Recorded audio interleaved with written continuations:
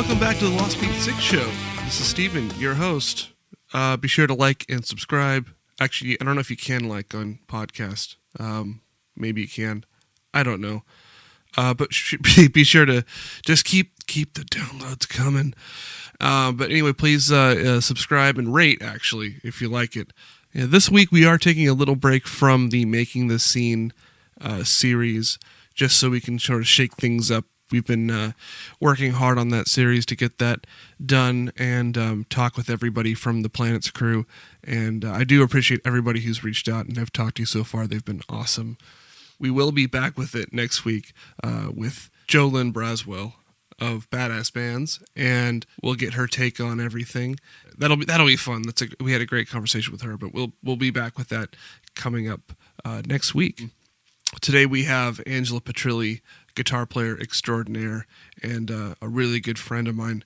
And you can find her on Instagram playing her favorite tunes. You can find her at Norm's showing off her favorite guitars. She has a great Spotify playlist, and you can check out her previous work with Roses and Cigarettes at Apple Music and Spotify and all those places you can find music. She has a new project out called Angela Petrilli and the Players.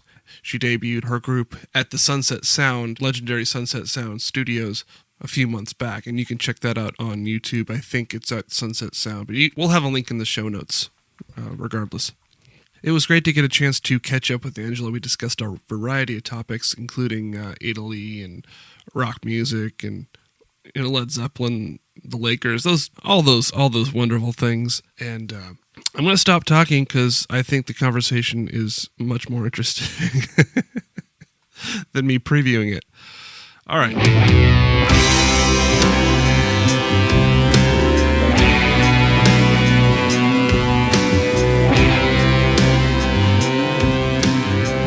You're here. Thank you for being here. I am here. Steven, it's so good to talk to you again. Thanks for having me. Oh, it's I know you have a busy schedule, so I got to make sure that finding time for me is quite a. I gotta say, you're one of my favorite sound guys to work with, and there's always time for you. Awesome. So thank you for having me. Thank you. Actually, I'm going to start things off. I kind of need your help with something. Yes. And it's kind of a problem I've been having. Essentially, I can't get to Italy fast enough. Oh, okay. Can you help me cope with this? Okay, well, we're in a bit of a lockdown right now. I'm not sure if you've heard. There's this thing called coronavirus happening. Yeah. So when all of this has subsided, it is, so I'm sure by my name, you know that I'm a very proud Italian. And one of my favorites. I gotta say, it's just a beautiful, beautiful part of the world, and it really feels like home whenever I go and visit. And it's just, I'm very fortunate to have a lot of family who are still there, and it's always a treat and just such a joy whenever I go there. Just to really truly be in touch with my roots is a really probably my favorite part about going to Italy. Aside with the beautiful artwork and the amazing food and wine and all of that good stuff. But it's good to see. My favorite part of going there is seeing my family. So I'm not sure if the depths that I've been going to to cope with this, by the way. I think for the last 2 years I've been reading nothing but like history of the Medici. Yes. And I've been playing all of Assassin's Creed 2 and Brotherhood. Yes. That's right. That's right, because it takes place during that era of the world. Yeah. I've been in like a giant deep Renaissance hole. Yeah. And so right now, like it's been, since we started the quarantine, like 2020, I was actually not planning on traveling at all. Yeah. So it's like 2021, I'll have enough money to come back because 2019 I did the Greek trip. See, that's a place I really want to go visit is Greece. Okay. That's on my list. My list. Any places in general? I mean, if we're talking like countries, I mean, Greece, like all of it. I don't care. Mykonos would be great. Any of those islands, I'm in. I could see you partying at Mykonos. Oh my God, I would love it there. I would love it there. There is this really cool show on Netflix, and it talks about like really beautiful architecture and buildings that people live in all around the world. And they went to an island in Greece. It was not Mykonos. It was somewhere else. I'm sure equally as beautiful. And just the water and the sky and just everything. I'm just like, oh, I cannot wait to go visit one of these days. But yeah, you gotta get yourself to Italy. It's quite beautiful. Yeah. We should do a trade-off. Like, I'll tell you where to go in Greece, and you tell me where to go in Italy. Although I'm mostly trying to do a Florentine thing. Okay. But, well, let's you gotta. So, how many days do you plan to be in Italy? Is the question. Okay. We're gonna start off with that. It's a good question because at the moment, here's the problem. Like, I've been, and this is maybe this is the Assassin's Creed thing, but also just the idea that I really, because so I think I told you on the last time we talked about this that I did Rome and it was like unbearably hot. Yes. Through the Vatican, I was like, I had there's a picture of me. I might have to pull up and show you, but there's a me of like, okay, so we're just outside the Vatican like walls, like the barricades, okay. the big ones, that. And we're outside a little cafe, and there's me there's like in a cup of stracciatella gelato. Oh yes. And my face is just completely planted on the table, like I'm just done. I was so hot and tired. Yeah, that I missed Raphael's School of Athens. Oh, and, man. It didn't hit me when I saw it, and we barely saw the Sistine Chapel because we just kind of hushed through that. And so okay. The School of Athens, man, like that's is so beautiful. And I studied art history and all that stuff in college, and just seeing it in person and how close they let you get to it. At least what I was there. So 2019 was the last time I was there. It is beautiful. And I mean, the Sistine Chapel is, it's just, but see, folks forget the sides of the building as well. They're very, there's Ghirlandaio's there and Botticelli's there too. Right. And then those are, as beautiful as the stuff that's on the ceiling by Michelangelo as well. But yeah, I go so hardcore with the original Sistine Chapel ceiling with the stars and stuff. Like I watched the Borgia TV shows too. Okay, so this is a thing. This is a serious problem I have. No, it's not really a problem, but it's it's like to the point where it's been all I can consume. I just finished Will Durant's volume, like 36-hour volume on audible.com or using Audible. Yeah. And so I preface that with, like, my plan would be to do like a couple, I'll fly into Rome, do a couple of days because just to pinpoint the stuff that I missed the first time around. Yeah. Like I did this. I remember the Colosseum pretty well. I did that. Okay. Solid. Good choice for a first Rome trip. Yeah, the Absolutely. form. Yeah. And of course, that first Rome trip we bypassed on a train. We bypassed Florence, went to Venice because our cruise that we were taking was leaving out of Venice. Okay. And and I remember telling you that Venice was like 10 degrees cooler and calmer, and it was just like, this is amazing. And it's just like, how the hell do we get here? You have one of those moments where you're just walking around like, how did I get here?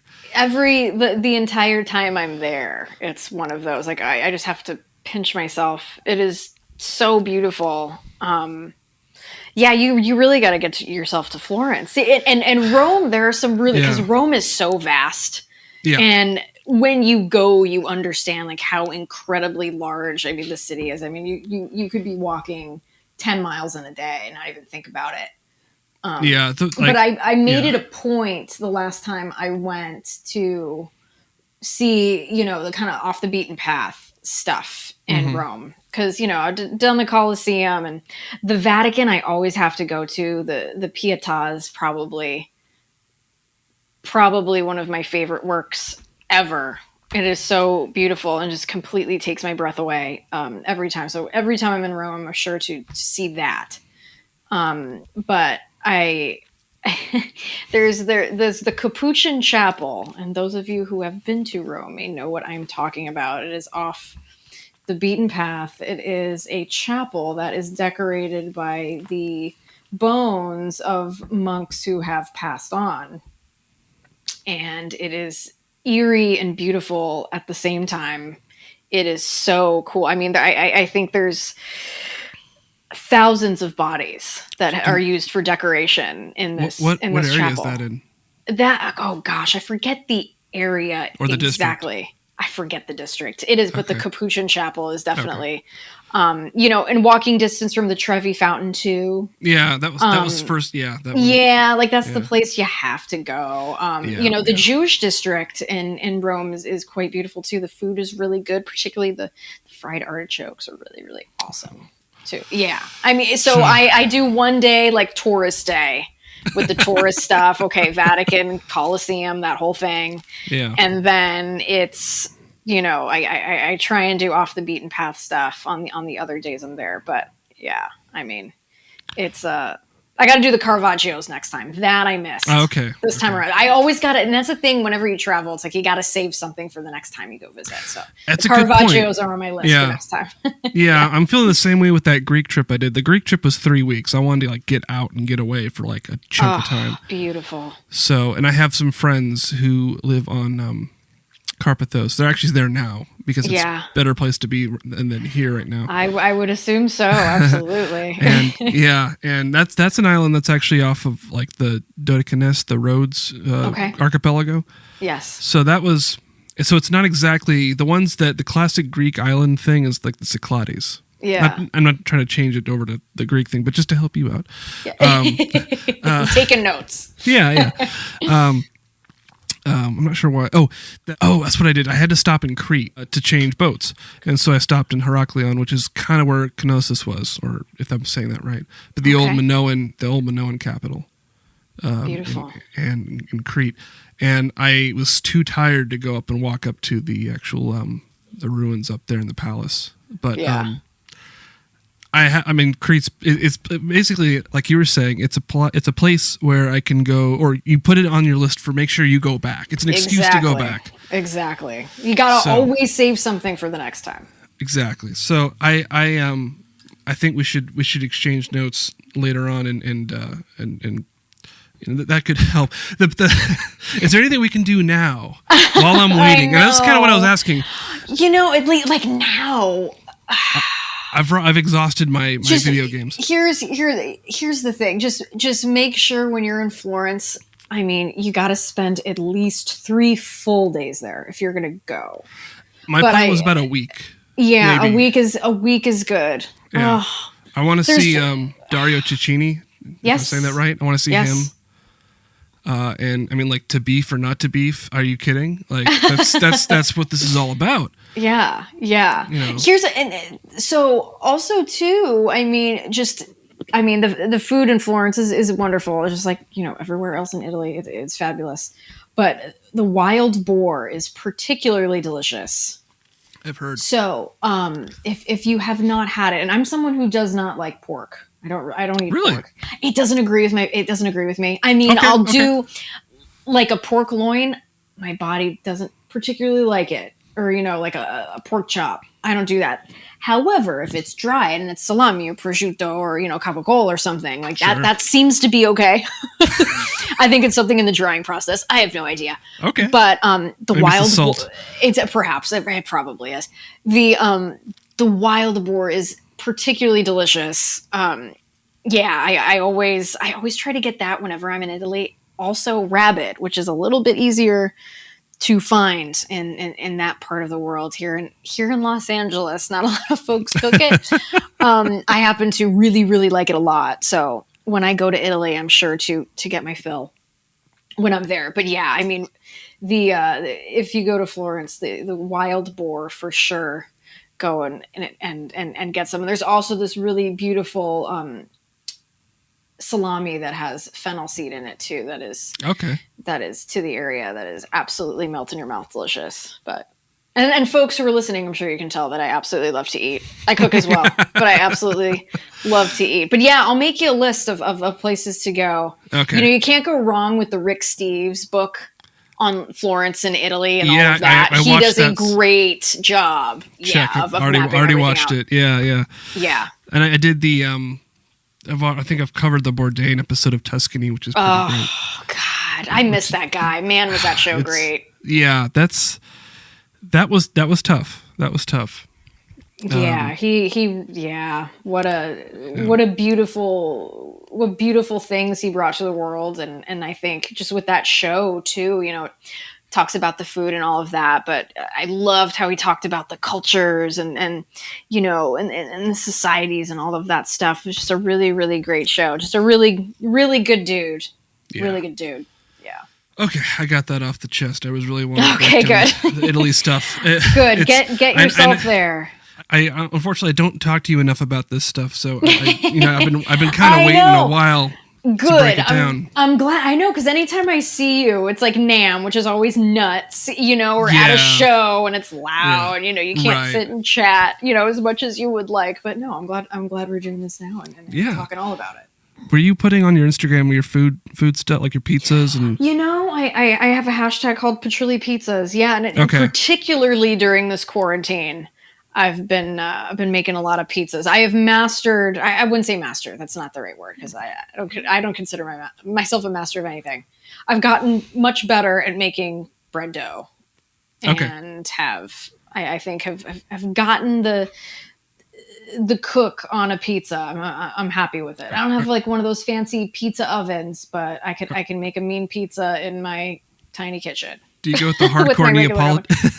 Are you a hardcore Neapolitan purist? Or? I'll tell you what, I like a good thin crust. I personally am not a fan of like a really thick crust pizza, aside from Detroit style. And those of you who have had it know what I'm talking about, because oh man, is it delicious. Detroit style I absolutely love. But yeah, for the most part, I mean, it's got to be a thin pizza. My favorite pizza out here in LA is mozza. In West Hollywood. That in my opinion is the best pizza in LA. We have to I'll make sure to tell Ryan Pressman that he runs our Lost Bites page. Yeah. And that's been kind of his quarantine therapy. Yeah. Also, just to add more, see if we can get more followers on the foodie side of things. We're basically spreading a wide net to get people to check out what we're doing. I gotta say, that barbecue that you made for Jenny and I don't know what was that, like 4 or 5 years ago we did it was... Man, that was killer. You guys knocked it out of the park. Oh, thank you. I was worried. That was so good. I was worried because I had to cook it in a different location, so I was really worried it was either too cold or not. And it was fabulous. I felt delicious. Yeah. And I felt bad that Jenny couldn't. She was having she had her own diet at the time because of the treatment and stuff. Yeah. So I'm glad you enjoyed it. Oh, it was fabulous. That's great. It was fabulous. That time you and Jenny came over, that was right around like the peak NAMM stuff, like the NAMM. Like I think. Yeah, I forget if it was right before or right after the show. I forget. My guess it was right before. Okay. And because here's the deal, I remember you and Jenny were playing at one of the hotels. Okay. And I went and saw you guys and asked, and I was getting you and I was asking for feedback on what you thought, how the show went, and which was really good. Yes. You were very kind to me. We try. We're nice. It was good. Again, here's the thing. I think it is. In life, it is so much easier to be nice than to be a jerk. I really, really, truly believe that. I really do. I don't know. It is just so much easier to be nice. That's the way I like to live my life. It's like, and if you really piss me off, you'll know. Yeah. I know. I not that I was the target of one of those, but I do understand what you're saying. I do remember a certain situation, but I thought it was funny when we were trying to we were trying to get this thing put together. I was pretty sure that you would have had some sort of virtual NAMM experience that you and I was humored that you just skipped it. Or not skipped it, but I went for like I think I told you, I went for 15 minutes on the new, wasn't the NAMM, whatever it was, like the virtual experience, and it was kind of more of like a weird social network vibe. Okay. And it lasted like, I'm like, okay, I'm done. Yeah, like I'm pretty, I don't know, I usually have a high threshold for that sort of stuff, but I was like, I don't really see anything needed out of this. I think the people I wanted, the big announcement that I was being teased with Universal Audio was like, there's this big announcement and it was next week. So it's like, okay, well, the people I really wanted to see and talk to, or virtually, weren't even going to be there. So, right. I guess that's just how it goes sometimes. Yeah. Was there any, did any companies come to see you for like virtual guest appearances or? Yeah. I mean, I think this has just been a strange year for all of us, and trying to find our footing in this new, predicament that we're in and continue to be in. Yeah. I mean, it's just so odd, all of this stuff, because NAMM is such a communal thing. Like, my favorite part of NAMM is seeing folks. Right. You know what I mean? Totally. And seeing them in person. Like, a lot of times, it's the only time where I get to see certain friends. Yeah. Is at NAMM. But I gotta say, it was nice to have a little bit of a break just from a screen. Do you know what I mean? Yeah. During the NAMM time, because I thought about it. It's like, do I go and take part and watching stuff? And I made the decision to just kind of sit this one out. Because I think there's been so much virtual stuff that we've had to be a part of. Just to keep life moving and creativity moving and all that stuff. But yeah, I took a break from the digital NAMM this year, but I sure look forward to the day where we can all get together in person again. Totally. I think for the most part, like you and I are like not exactly buyers and sellers in that trade show. So our being there, our witnessing is not nearly as important. Like the deal making on our side, like we're not making the same deals that they are. Right. And this is actually, this is my second year in a row. Cause last year I actually didn't go, because I was actually working. I had to be in Florida. That's good. Though. That's good. It was great. I'm like, this is exactly why I would not be at NAMM. Was usually you go to NAMM for me was to kind of to build some sort of network with certain people to possibly get but everybody there is kind of for the same reason. They're looking for a gig to a degree. The people who are looking to give a gig they're looking to hang out. So it's not exactly like, easy to sell yourself. And then you feel like you're at NAMM and then you feel underqualified walking around like, oh, I haven't done a lot yet.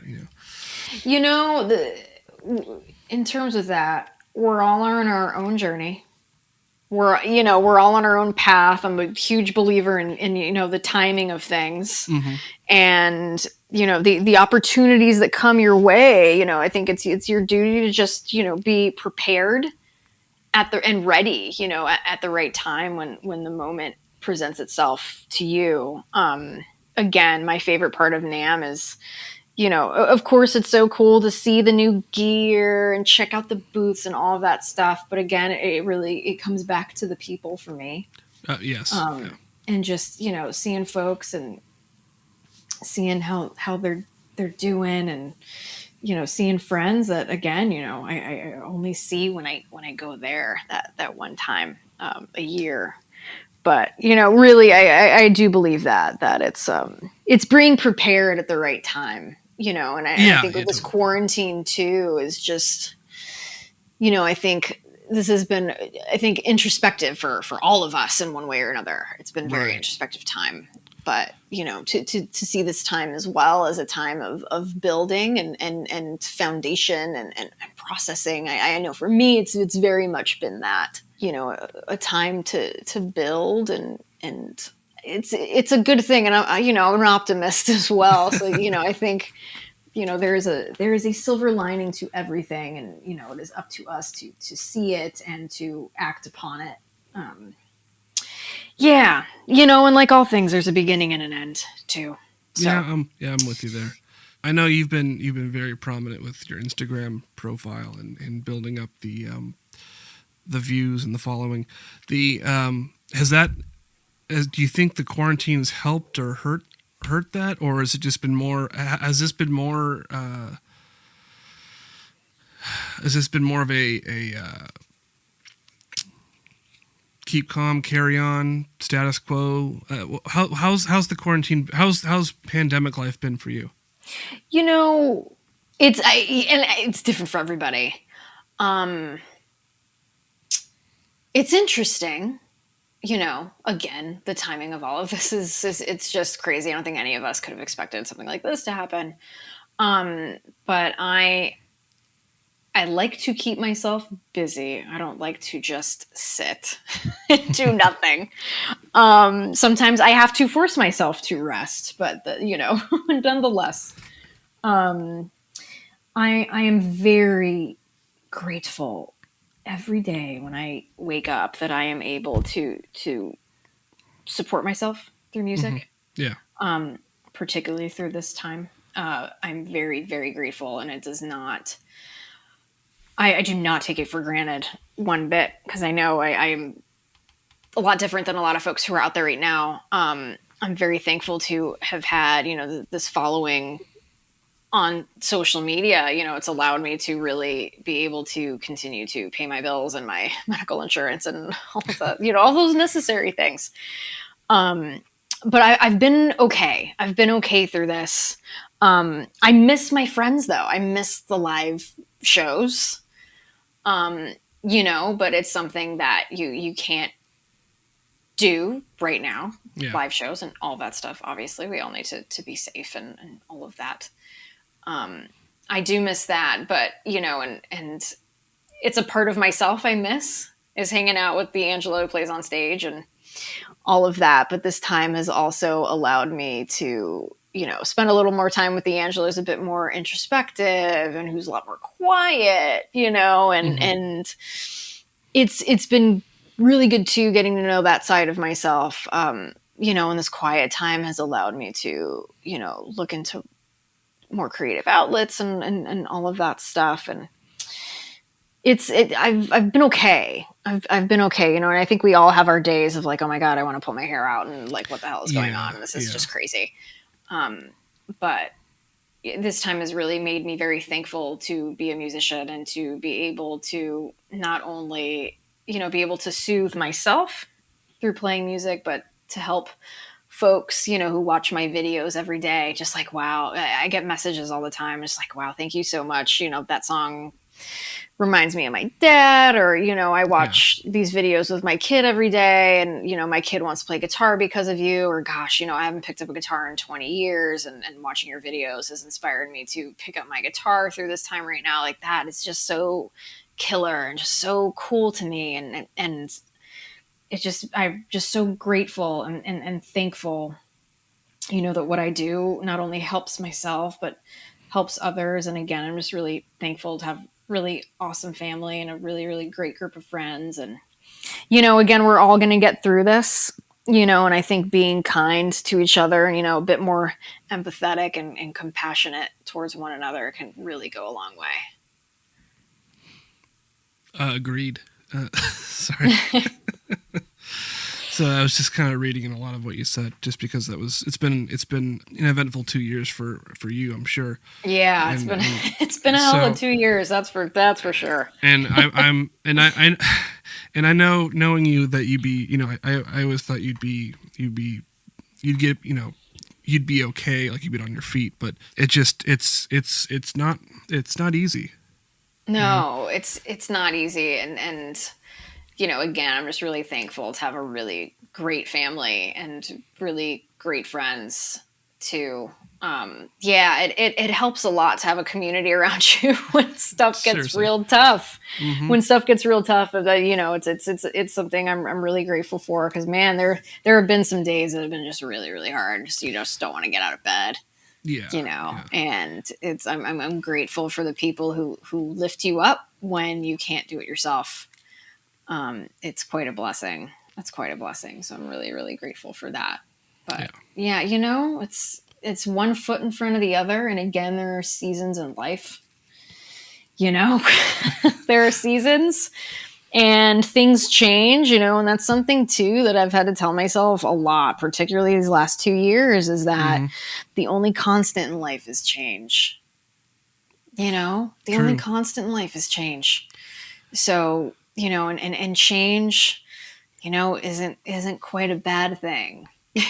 It's not as scary as sometimes I think we allow ourselves to think it is. It, in fact, is a good thing. And, when there's growing pains, of course, we all have them. I sure do. I'm human. Yeah. When I can feel the tide changing and the wind's getting a little colder, a little warmer, it's just a reminder, like, okay, universe is going to bring me something. So let's rise to the occasion, and Right. learn from it and all of that. But yeah, just day at a time, I think, and just being gentle on yourself. Like I'm in my office right now and I'm looking at, my board with all my my to-do list and all that stuff. And I have a big, huge, note that just stares me in the face every day. And it says, be gentle with yourself. And, nice. it's definitely my mantra. That's for sure. Cause I know sometimes we could all be our own worst critics, and it is nice to have your reminder every now and again. Yeah, that's good. I know you started the Petrilli or the Players. Was it? Yeah, Angela Petrilli and the Players. Yeah. Okay. And I feel like that's been I was excited to see that you were actually going to be playing shows up until that point where everything did go to hell. Yeah, we had a bunch of shows booked, and then the world decided to shut down. Just in preparation for it, I did rewatch the Sunset Sound video. Thank you. Yeah. Was that before or after? We filmed that back in October. So that was, a few months ago. Okay. So that was everybody had checked and stuff. Yeah, we all got tested. Just so, just for all of us, like, hey, we've been good. And like, listen, it's, of course we're going to do that for each other. Yeah. It's like, I've been in the house for the most part and all of that. I go out when I absolutely need to. Yeah. But, I was sure I didn't have it, but you never know. And you get tested and it takes, 5 minutes, scratches your brain, and you're fine. And, you get your... So, yeah, we all got tested on that whole thing. It was a safe environment. We're in the, getting the masks and all that beforehand. And it was a fun time. We had a great, great time that day. Great. It was a lot of fun. I've driven past, but never been in. So it's cool. Yeah. It's cool. Yeah. It's got a really cool, definitely a pretty retro vibe in there. And particularly in Studio 2 is very cool because a lot of my favorite albums were recorded in there. And I didn't even find out about a couple of them till after we did it. Like Ray LaMontagne did his first album there. And I'm like, shit, I wish I would have known, And but in that room, that was Zeppelin 2 and Zeppelin 4. Just, Van Halen was in there. It's just great stuff. I know Zeppelin 4. I know the famous story about that, and I think that they did a lot of their mixing there. Yeah. And I remember Andy Johns. I think the Andy Johns story. Like I think they fired him there, or something happened where, just like I'm sure everybody has their own like stories with like your favorite bands have their favorite focus. For me, it's like 6 or 8 days at Olympic Studios with Glenn Johns, and you get Led Zeppelin 1, right? It's just like and you can sonically tell which time they used the Glenn Johns method for the drums and which times they didn't, which is before. And you could start nerding out on the engineering things, but and I knew that's where I'm not sure if that room, but I know the Doors did like their first album like all in a week. I think Doors is Studio 1. Okay. I believe, yeah. And I know the Stones did the overdubs. Most of the time they went to LA to do overdubs. Yeah. Yeah. Again, Exile on Main Street. Yeah. Yeah. But all that was in France, and then they came to LA to finish it. Which is there's a cool little documentary about that. It's good stuff. If you ever get the chance to go in there, it is really, really cool. It's really cool. And all Prince, that's right. Studio 3 was all Prince. Really? In there. Oh yeah. Was that early Prince or tell. The time frame I can't say for sure. Don't quote me on it. No, that's okay. But I mean, I believe it was a chunk of 10 years. I'm not sure which chunk, but yeah, but 10 years in there. So yeah, it's a cool place. Yeah, absolutely. It's a lot of fun. Again, we had such a great time there. And, that song in particular, I have always loved. We did a cover of Number 10 by Audioslave, a deep track, like from their second album. And I have always loved it. I remember the second I heard it and just absolutely loved it. I am such a huge Chris Cornell fan. I mean, all his stuff from Temple of the Dog to the solo stuff, Soundgarden, all of that. It felt really, really cool. And it was such an honor to recreate that song in the studio that it was recorded in, and then we also did a little, homage to Led Zeppelin. Cause you couldn't help yourself, could you? I couldn't help myself. And, when we were rehearsing it, a few weeks before, my buddy Brett, who plays bass in the band, he's like, "You're going to have to tip your hat to Zeppelin during this. You know that, right?" And I'm like, "Yeah." So we were fooling around with, a couple songs, just some of the riffs. And then I'm like, oh, duh. Because I'm thinking, okay, I got between 2 and 4 from Led Zeppelin. A riff one. And then I'm like, oh, shit, like, duh. Moby Dick, of course. And it's in the same key. I'm like, that's it. We're doing that. It doesn't take that long because it's mostly a solo. Right. And everybody shines on that too. It's such a cool bass line. The guitar riff is awesome. The drums are so great. So it's just, it fit in perfectly, again with the arrangement that we had come up with on the song. It's just, I wanted it to end on a high note like that. And it just, it worked out great. Tip the hat to the mighty Zepp and to the studio and all that stuff. Yeah, it was a lot of fun. I think that's what Ian Anderson called them, the Zepps. The mighty Zepp. The mighty Zepp. Is 2 your favorite? Oh my gosh. Can we go into this? We can. I'll tell you what though, Steven, it changes every day. God, I can tell you my favorite right now.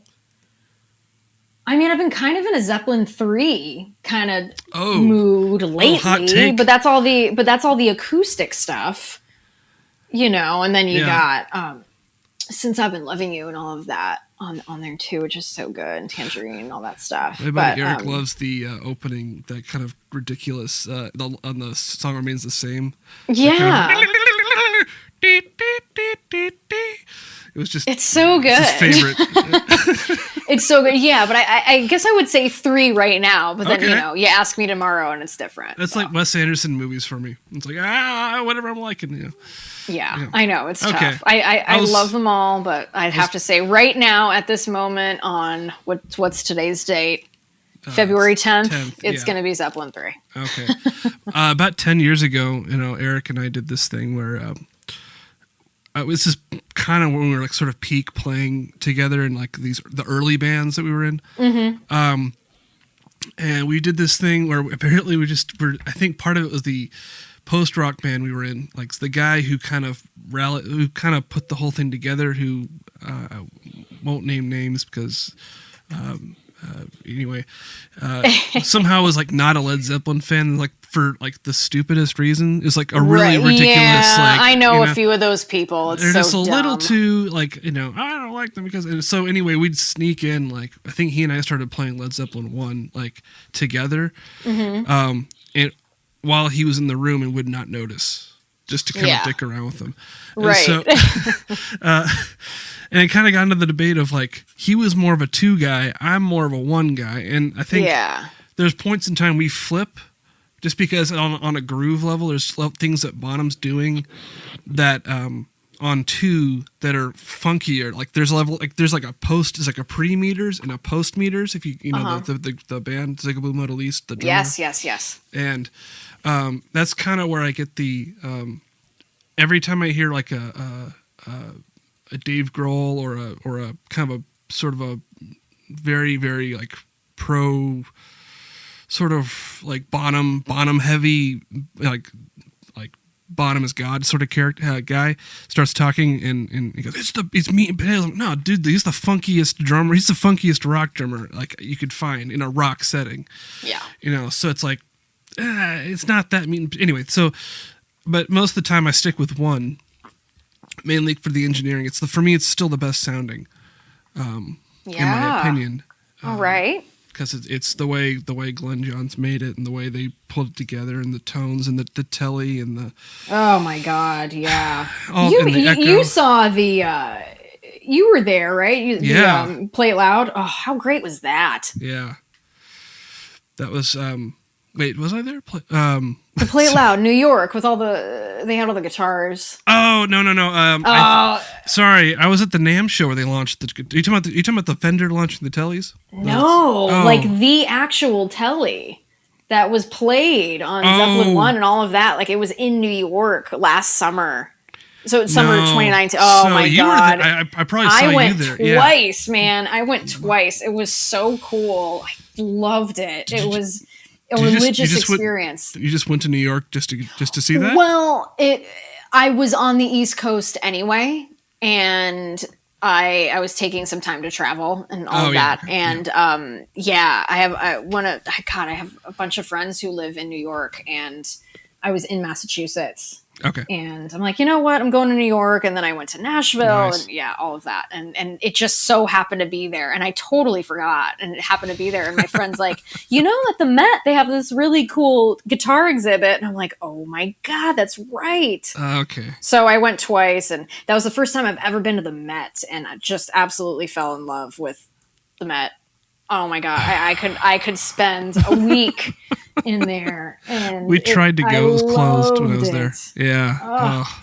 What a beautiful place. Oh my God. And I don't know. I'm just such a huge fan of art, and we haven't talked loved about it. this. I didn't know you were that big of an art buff. Oh yes, very much so. I love going to museums, and it was something that was instilled in my brother and I as kids. And it's good. Yeah, we have an artist in the family, so it's in our DNA. Yeah, I think I had a similar. The middle school I went to was a K through 8, so we really had like 60 people in that class. Yeah, and so we only really had one elective, and it was like art. So art history it was. Yeah, hey, so it was great. It is. There's a lot to learn, and it's beautiful. I love it. Thinking about what you were saying, but I confused the Play It Loud with the Fender reissues of the famous Page Strats. Gotcha. Which are epic as well. Yeah. Those are pretty cool. Yeah. I think, and I know you talked about being nice. But I've been sort of struggling, and I think I mentioned this to one of my previous people I've talked to who actually met with Greta Van Fleet, and apparently they're really nice people. Yeah. But I struggle with this. I asked you. I think last time I saw you at the Cinema Bar, I kind of asked you your opinion of it. It was like the smart, right thing to say about what they're doing for the genre and everything. Yeah. I still struggle with this because I'm not sure if the genre should exist in that frame now as it was then. If that makes any sense. I think I get where you're going. No, but I remember this conversation we had. I do think it's great that they are out there making rock music with rock instruments, with loud amps and loud guitars and great bass lines and great, B3 and Hammond playing and drums and all of that. I really, really do think that's a good thing. Because, you have so many people like rock is dead and kids don't want to play that stuff anymore. And kids don't want to play guitar.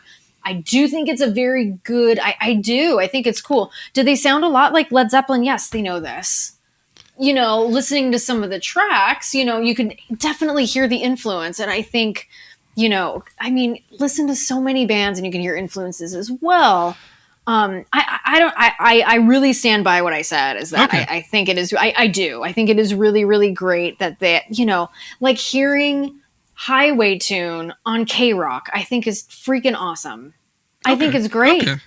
I would rather hear, I would rather hear that than some shitty song with one chord and, a bass drum. You know what I mean? No, but it's true. I think it's really cool. I think they write really cool melodic riffs. Are they tipping the hat to Zeppelin? Of course. but they know this, and everyone else knows this who listens to them. I think there are some similarities. I think there are some differences too. But I am just glad. I'm happy with what they're doing for the genre, because I know with me and the Petrilli players, like, I want to be playing blues rock stuff, and I love that there's a band that's doing their own, tip of the hat to blues rock stuff. I think it's cool. Okay. So yeah, I think it's great. Are there similarities? Of course. But they're playing nice, loud rock and roll music in 2021. I think it's great. Okay. I'm going to throw not a theory, but this is something I'm actually going to probably try to get down on paper as like some sort of theoretical essay thing. I wrote a kind of article just for myself and put it on the website, but like why I struggle with the Greta Van Fleet thing as it is, and why I really like Tame Impala, and why I really like Temples and a bunch of stuff that are completely in the, that sounds like psychedelic rock stuff. And it's like, why do I like that? And I don't like the Greta sound. And maybe it's just me not like, maybe I'm not as big of a hard rock fan as I thought I was, but here's actually what I'm going to go with. I feel there's a certain, I think up until like 2000 or 99, there was sort of a certain linearity or a progression of linearity of music, like even trends. It kind of trends like a sine wave, if you will. So say if you have like hard rock on one side and you have like punk on the other, it's eventually the phase, will go up and down, and or a pendulum, the swings left and right. And I feel that since we've reached this sort of MP3, and now that we have streaming and algorithms kind of dictating, presuming our tastes, that pendulum is broken. That linearity is gone. We are living in a non-linear music world where basically we can get anything we want by searching it. Like we can. That's interesting. Taking it back, I think that's really interesting with a computer telling you, we think you'll like this. Yeah. And like, maybe you won't, maybe you will. But that's a really, really interesting point with, because I know with some of the music that like I didn't think I would like so and so, and I happened to hear the song. And I'm like, God, that's really great. I would have never found that on my own. Yeah, so my conclusion that I'm trying to reach is like where, because there's a level. I think there's sort of on a spectrum scale. There's like super retrogressive music. Right. And there's super progressive music, and both have flaws. Like on a progressive side, you could be doing like, it could be way too avant-garde, it could be way too unattainable, or you can't relate to it, or it's sort of like the sort of like you get sort of a dream theater or a jerk off music if you want. And then then retrogressive, it's sorry. No, it's fine. I've heard the term before. Okay. We're good. Okay. And then you get like retrogressive, and it becomes, we're gonna play just like, we're gonna be like for example, it's more like a daptone. We're making old school soul. We're doing nothing but analog. We're doing we're gonna play it with a style we like. We're doing nothing but Delta blues, Delta style. And the theory or the flaw, there's good things, but the flaw in that would be, it's not anything. You're not progressing. You're not pushing anything further. It's lacking. You're limited in your creativity, which sometimes you want to be. But I think, and because this non-linearity is reached, we're the most self-aware generation. It's only gonna get like more self-aware. So anything we're doing, it's like anything I'm trying to do creatively, I know exactly what I'm influencing or being influenced by, and it's really. And sometimes that's good, because that's like, if you listen to the Beefing Around the World record, there's like, there's a Afrobeat tune, there's a Talking Heads tune, there's a, but the for me, some of the solutions would be like something like King Gizzard and the Lizard Wizards doing, where it's like, we love everything. We're gonna do it. We're gonna do whatever we want with this and make it our own little playground. So like, I feel like that might be the antithesis, and like that's kind of. And maybe that's where I'm explaining the Greta stuff. It's like, does that need to exist if we can get Led Zeppelin on a click of a mouse? I think there's room for everybody. Okay. I really do. I really do. No, I really think there's okay. room for everybody. I really believe that. I think, creativity is something that is not, finite. And I think expressing yourself through music and the arts, what have you, it's part of being human. I think being human is being artistic. Okay. Yeah. But no, I think you made some really, really cool points there. And listen, Stephen, if you don't like Greta Van Fleet, that is your this opinion. Is probably the last time I'll talk. Great. This might be the last time I talk about it, because I think anybody, I've mentioned it a few times to other people, and I think they're getting tired of me getting tired of it. So, but here's the thing: you are entitled to not like every kind of music and every band. That is okay. Sure.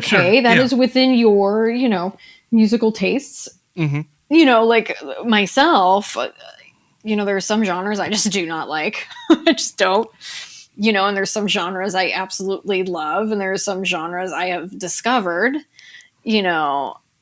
unwillingly or not, and that have made me turn my head and say, wow, I really like this. But, you are allowed to not like a band if you don't like a certain band or a certain style of music. I think you are allowed. It is okay. Okay. And I'm also I'm okay with, it's funny because I was reading also today, and this will be coming out Monday. This coming Monday the 15th. So this is relevant news anyway. But I was kind of scrolling the internet about the Phoebe Bridgers guitar smashing. Did you hear about? I heard a little bit. Okay. She smashed a guitar and people got pissed. That's all I know. Am I pretty on the money there? Yeah. Okay. And it was apparently I was just reading a Consequence of Sound, and it's another one of these Dave Grohl's, defending the rock genre, about smashing your guitar. I'm like, and for me, I mean, this is also is this a real story?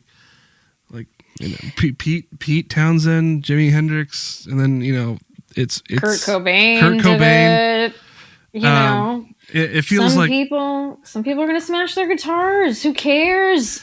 Some people like to do that. I don't know. I never would, but some people do. Whatever. Yeah, somehow. And this is a Consequence of Sound article, and apparently it was David Crosby got upset about it. I'm like, what? Why? I feel like David Crosby gets mad at everything. So,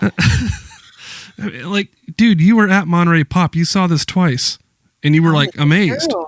You know. What's the deal? And I think he was saying it was to mask the songwriting, and I'm like. Okay, the songs were interesting. I mean, they'll get better, but I think I'm not, it's a solid. It was such a non-story, and it was such a. People are gonna smash guitars. It's gonna happen. I don't know if you noticed it, but if you watch it, have you seen it? I haven't. I've only heard about it, and I saw the uproar on Twitter. But see, as a musician and someone who really, really loves her guitars, I can't really watch those kind of videos. It breaks my heart. But it's but you have the right to do that if you want to smash your guitar. It means I would never, because I just love my instruments dearly. I would never smash any of mine. But it is within your right to smash one if you want. I don't know. I haven't seen the video. I don't know if I could. I felt bad for the floor monitor, the floor monitor, and I realized that was kind of. I was watching the video and I'm looking at it. And I'm going, okay, and it seems like there's a light shown right on it because they knew it was going to happen. And I realized it was an odd looking floor wedge.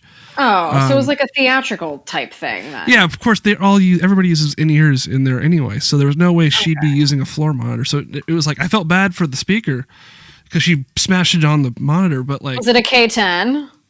Okay. No, I think it was an older passive box that you can beat up. Because it probably was sitting in the back in the SNL studio, the shed that they weren't using anymore. So that's my hunch. Well, didn't Sturgill Simpson break a guitar on SNL too? Not that long ago. I feel like he had a whole thing too where he smashed an instrument. I could be wrong. Don't quote me. I feel like he did. I haven't been paying attention to that much on SNL. I think the last time a band stirred up something on SNL may have been Greta Van Fleet. I think it was the Ashley Simpson thing. You remember that? That was huge. Oh, that was rough. Yeah. That's there's a lot. Was rough. Yeah, especially if it's like SNL is one of those places. Like it's not. I don't know if it's exactly a sacred ground. I know the Super Bowl, they kind of have to do that because it's the Super Bowl and you can't afford those things to fuck up. Right. So I don't know. That was a part of it. Was I think that was kind of I think that got tied into the Dave Grohl, trying to get more people to play rock music. And yeah. I think my stance on that necessarily is like, I don't have a problem with, because I love progressive rock. I love post rock too. Yeah. So like, I don't think guitar music is necessarily going to be going away. In fact, I know guitar sales went up because of the quarantine in the pandemic. Absolutely. I mean, I can't tell you, like I was already quite busy with online, one-on-one lessons, guitar lessons. And oh man, did this quarantine, I maybe doubled up as far, people wanting to play, and I wasn't going to turn anyone away. It's like, I get it. Like you want to get up and play something, like I will help you for, as long as I can to get you moving and playing, whether it's a hobby or you're like, what, I want to pursue that. Like I was all about it. I didn't want to turn a single person away who wanted to learn how to play guitar through this, who reached out to me. Yeah, I know. It's been like a big therapeutic thing, especially for, just to get people playing and stuff. Yeah. So what my hope is that there's a level of, is that I guess where I'm going with this, essentially with the guitar things, I have no problem with because I don't think the rock is dead just because of the nonlinear point I was making earlier, but where you can find things, and that's, and also the idea that like there's a more eclectic spirit among today's listeners that have like more, so like millennials onward will now have a different, have maybe a different view on the Beatles than before, but we now have this just we can I mean, this is where I find the internet to be a positive thing and not a negative thing, is that it's just a giant well of knowledge. Especially if music stuff is not the music stuff's not nearly as corrupted as more political info and sort of world events and stuff like that. That's a little bit different, but the it's really hard to dispute, like, certain events from the 60s, 70s, 80s music stories. Yeah. And some are more legendary and some are, a little more deep cut. But I really like groups that are far more eclectic and broad with their approach to things and less taking a stance. Like where like, say, punk really, for me, I find the punk thing to be in the 70s to be this sort of lazy or not late. I should be careful about that, but like I know I'm like, okay, tread lightly, my friend. Watch the fair enough, but like the reasons people like the Ramones are the reasons I don't like the Ramones. Like the three chords, 3 minutes, or 3 chords in 2 minutes. Like it's really simple and it's really, but people can buy in. It's simple enough for broader appeal, and or appeal that like the reasons why like Yes was not appealing to certain people. Like it's way like certain virtue, I like virtuosity. I like high concepts. So then you must be like a massive Pink Floyd fan. It's funny enough, I'm not as I'm okay. Like you need to listen to some Pink Floyd. No, I do. They're awesome. I actually really, here's the deal. I actually kind of, I'm like a contrarian about Pink Floyd. I really like metal, Meddle, and I really like Saucer Full of Secrets. I like that weird in between period of like the late 60s, early 70s where they were like they're figuring things out. Yeah, like the Pompeii era stuff, like just pre Dark Side, where they were they're kind of, yeah, like I said, you're figuring some things out. I like that stuff. I like Dark Side. It is what it is. It's a freaking classic. It's hard to. It's like a masterwork. And I like a lot of Pink Floyd, but Pink Floyd is one that you really. It's a strange one because that's got a broad appeal, and it's got and a little more of a cult vibe to it, where it's, people can get really into it in different ways. I think like the one I always kind of go to is a King Crimson. That's like that. They always seem to be one step ahead of the curve. So like when they kind of I think they even their high concept record was like done, like the 20-minute epic tune was done like at least a year before the next big band did it. So like, they always seem to have the next. So like by the time everybody's doing their progressive epics and masterworks, they're close to the edge as their brain solid surgeries, they're already doing like sort of avant-garde improvisational to like extreme industrial style stuff that the punk guys would like kind of get into, like the Reds. So that's in that. And I also like, I don't know, like I think the one I don't mention it enough, but I think I've been I've been getting into a lot more funk stuff too. Like that's been something that's been influencing me that I don't actually verbally recognize enough. Right. Other than like the Fela Kuti, Africa 70, and the Meters are like huge. So Meters are great. Meters are great. Good. Yeah, I love listening to Meters. Yeah. I think going back to the Ramones and like, okay, 3-chord song in 2 minutes. Oh yeah, right? Sorry, I got off on a tangent. No, that's okay.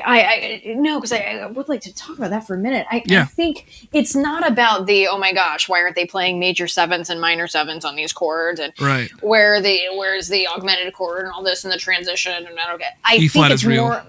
E sharp is real. Sorry. E flat is definitely E sharp. No, it's okay. I'm so sorry. You can edit that out, Stephen. Okay, E sharp is real. It's all good. I think it's about capturing an energy.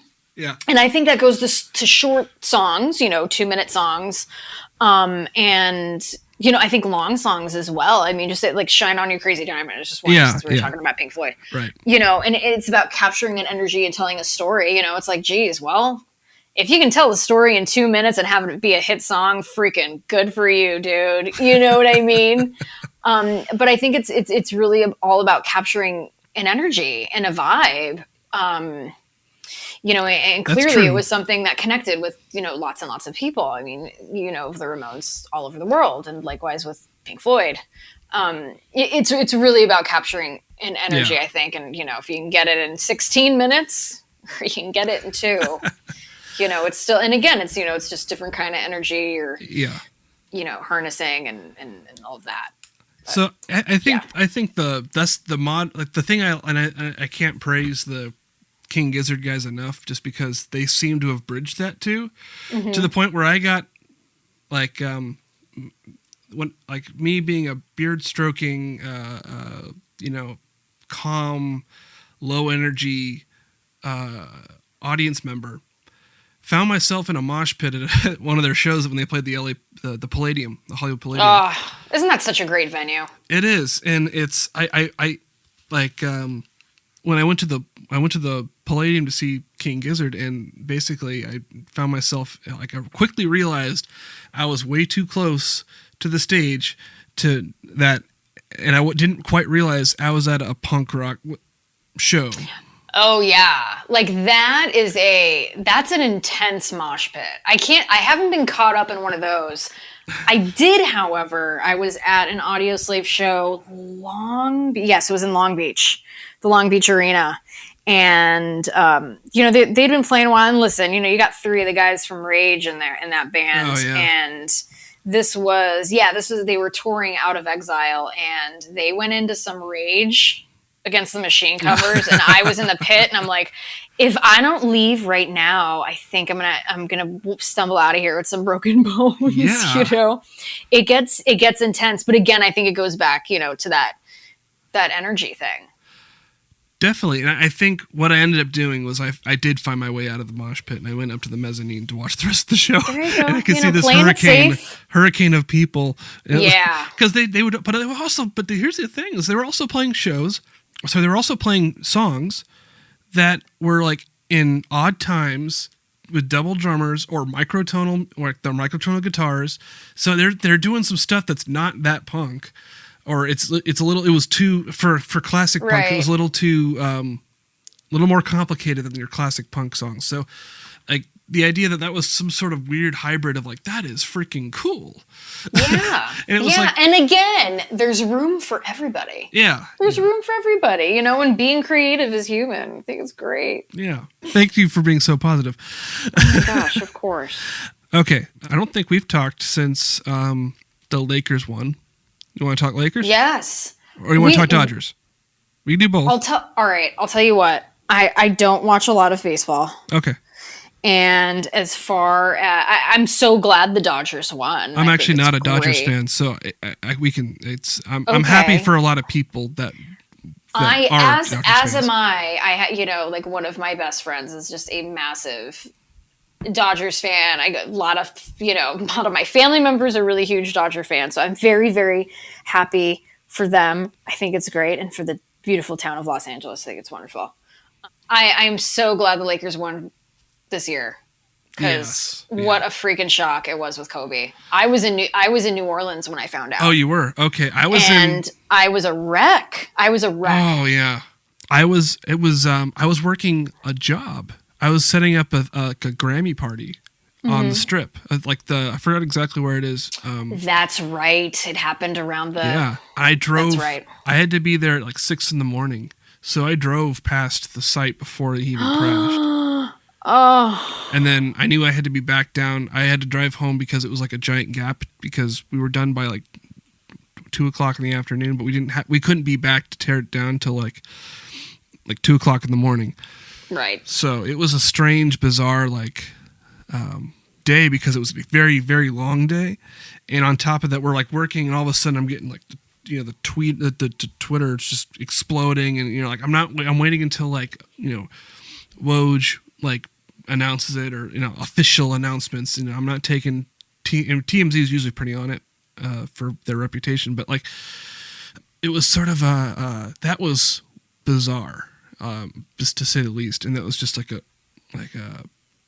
strange day. Yeah, I mean, just such a bigger than life guy, in a lot of ways. He was the king of Los Angeles, and just so many amazing childhood memories. I know for me and my brother, because we were at that perfect age, watching those games against, the Trailblazers and the Kings. My God. Yep. It was just a wonderful time to be introduced to the Lakers as a kid, totally. Kobe and Shaq and Fish and just, just what a legacy he left, and just a really, really, just really incredible player. I mean, I don't care if you're a Celtics fan, everybody knows he was really special. Yeah. I was rewatching the Shaq and Kobe about 2019. They were doing a interview together, an hour long interview. And they were referring, and I think they were talking at the time that he was talking about the 2010 finals. He was like, well, more than Shaq, take that to the bank. Yeah. And the fact that Gianna is that young in that picture is kind of, it's pretty heartbreaking because you just kind of know their fate now. And so it was kind of hard to watch that again. To, oh my God, there's Gianna. She's so young. Yeah. And I forgive me if I forgot the older daughter's name, but it was rough. So I felt it was a strange moment because I know that was kind of when you kind of felt like the Clippers were on the rise. Right. And I don't know what your take on. Hopefully, you have the right take on the Clippers, which is that you don't like them. But listen, I mean, if you could, when we were kids, and we had to choose you Clippers and Lakers. I mean, come on, it's we were Lakers for sure. Because I think Yeah, it was just like Lamar Odom for a while, who was like the head guy of the Clippers, and then I think he went to a different team, and then he ended up on the Lakers, something like that. I forget if there was a team in between, or he just went straight to the Lakers. I forget. I thought it was I want to say like maybe it was Arizona or something. I forget. I thought he came over with the Miami deal for Shaq. Oh, you know what? Yeah, that maybe that was it. Yeah, I forget. Yeah, I mean, just such. I still can't believe it sometimes that he's not here anymore and that Jam is not here. I think he left just a really beautiful legacy. I really do like where he was going. I was like a week before that, he was talking about all the women's soccer leagues. Right. You know? So like just a big supportive of like the women's, the female sports leagues was like huge, coming from, Kobe, who was always about just, the competition, the grind, the work ethic, all that stuff. I mean, no one worked harder than him. No. And he wasn't afraid to say it. And it's yeah, insane. I mean, it's quite, I think it's quite a loss. It really is. It really is. So I'm thankful, God, I'm so thankful I got to see him play a bunch. Did you actually see him at live? You got to go shows? Oh yeah, a few times. Shows. Yeah, we got to, and that was such a big deal. Like, oh my God, like mom and dad got Laker tickets. Like, this is such a big deal. I never got Laker tickets. Not that I didn't ask for them, it was a big expensive. Deal. Yeah. Yeah. And a lot of very beautiful childhood memories to that guy. Yeah. In regards to this championship, that make it feel sweeter with the bubble, or the LeBron AD? I think it's going to feel really full circle when we all get to celebrate and there's a proper Laker parade. Okay. Do you know what I mean? Because it was so strange, like watching on TV and like no one's in the audience. It was odd. Like, I think it's really going to feel real when that parade happens. Okay. That'll be interesting, and almost like you have to win a second title in a row to make sure you can celebrate the first. We didn't forget. 2020 was a good year in sports for LA. Yeah, you can't be all that bad. I mean, like I've been teasing everybody else. Like we have a Lost Beat 6 Slack.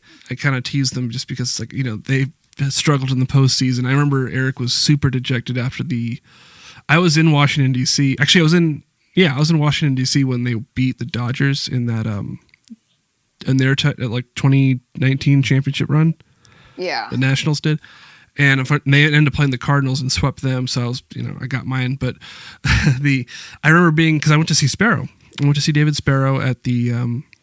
He's so great. Yeah. I always enjoy talking with him and watching him play. He's thank awesome. you so much for chatting with them this summer too. I really appreciate that. Oh my God, yeah. Are you kidding? It was it was good to catch up with him again, and he's just got such a killer voice, and the best. He writes some good stuff. I know we miss him out here in LA. Yeah.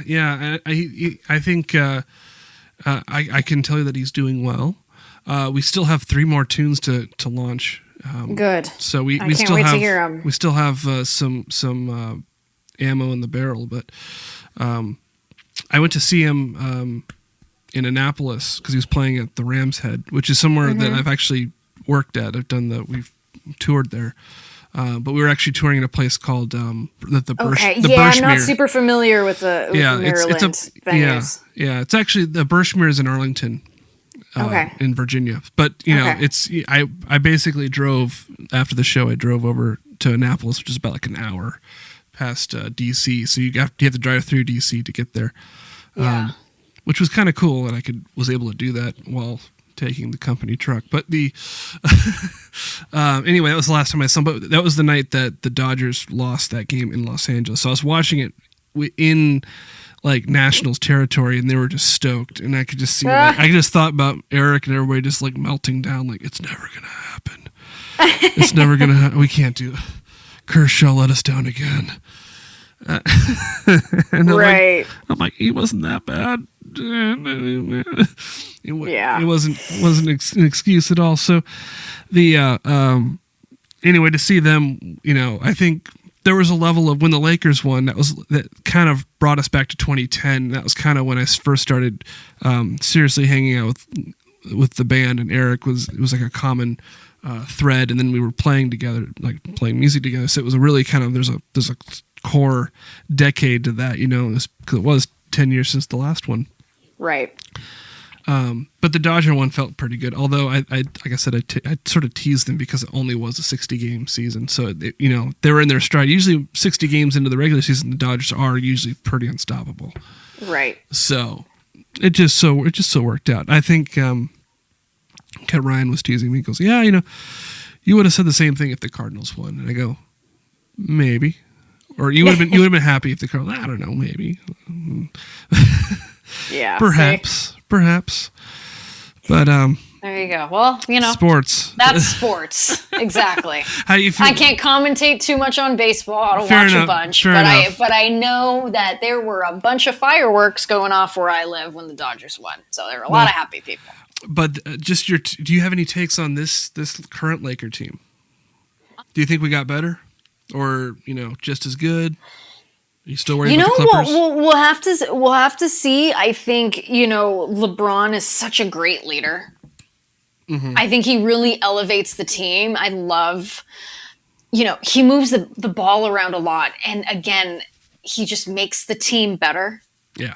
And where they really act as a unit and not just, okay, pass so and so the ball. You know what I mean? Yeah, it's good to see the camaraderie on the floor. Yeah, I mean, we'll just have to see. But it's really been a joy watching him lead this team, and like particularly when Dwayne Wade was last year with the Heat. Oh, yeah. I was able to. A buddy of mine got me tickets to that game, and it was so good. I'm very lucky to have some pretty awesome friends. I am very thankful. I have really, really great friends. Circle back to the Italian thing. I need those La Donna Angela. I need those influences you carry in your pocket, like so many nickels and dimes. I'm just very lucky to have a lot of nice people in my life. But yeah, he got me some tickets to that game, and it was just so cool to watch. Because he's a very different kind of leader than, say Kobe was, or, even Magic. It was really, really neat. It was just a really enjoyable game.